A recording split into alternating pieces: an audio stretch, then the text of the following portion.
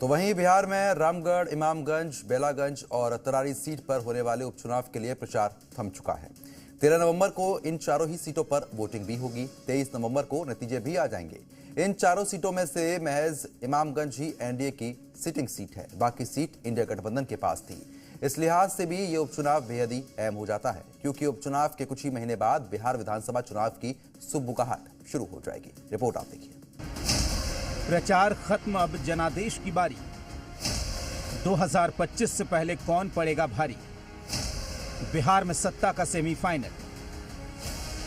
बिहार में 13 नवंबर को होने वाले 4 सीटों के उपचुनाव के लिए चुनाव प्रचार का शोर थम गया है। पक्ष और विपक्ष के दिग्गज नेताओं ने आखिरी समय तक धुआंधार प्रचार किया। अब 13 नवंबर को वोटिंग हो, 23 नवंबर को जनता का जनादेश आ जाएगा। इससे पहले अपनी अपनी जीत के दावे हैं। लालू यादव की पार्टी का दावा है इस बार उपचुनाव में सभी सीटों पर इंडिया गठबंधन की जीत होगी।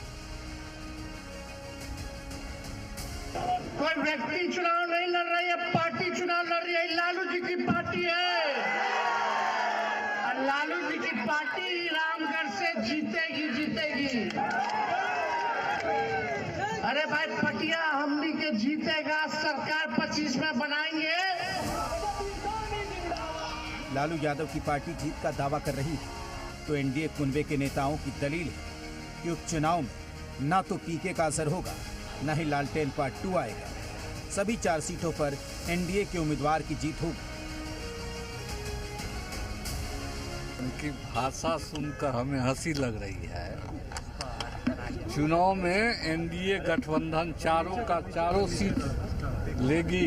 देखिए, प्रचार का आखिरी दिन है आज, और आप मान के चलिए कि एनडीए इस बार चारों सीट पर, जो उपचुनाव का क्षेत्र है, चारों सीट पर हम लोगों को बड़ा मजबूती से हम लोग चुनाव लड़ रहे हैं और चारों सीट पर हम लोग चुनाव जीत रहे हैं।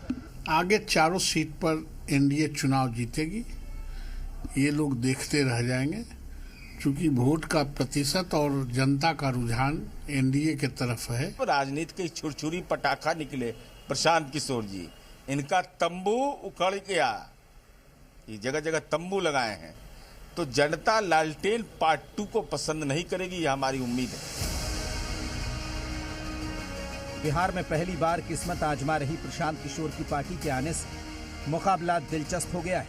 अभी तक फाइट सीधे इंडिया गठबंधन और एनडीए में था। अब जनसुराज की एंट्री से मुकाबला त्रिकोणीय हो सकता है। पटना से रुपेंद्र और निषेध की रिपोर्ट, ज़ी मीडिया।